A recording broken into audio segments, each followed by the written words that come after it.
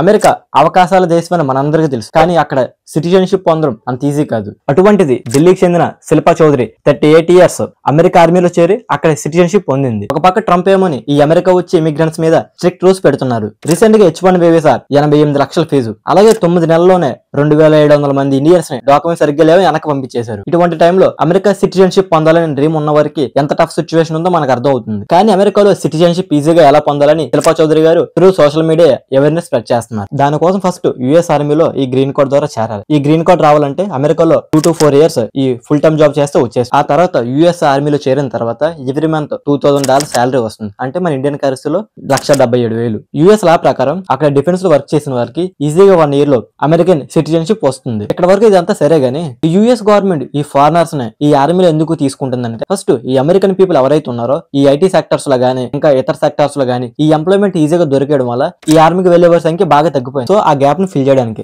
ఇంకా ఈ ఫారినర్స్ ని ఈ ఆర్మీలో తీసుకోవడం వల్ల మల్టీ లాంగ్వేజ్, కల్చరల్ ఇంకా టెక్నికల్ స్కిల్స్ డెవలప్ అవుతాయి. దీని వల్ల వాళ్ళు ఇతర దేశాలతో ఈజీగా కమ్యూనికేట్ ఇంకా కోఆర్డినేట్ చేయొచ్చని. వీడియో ఇన్ఫర్మేటివ్ అనిపిస్తే సబ్స్క్రైబ్ చేయడం మర్చిపోక మరి.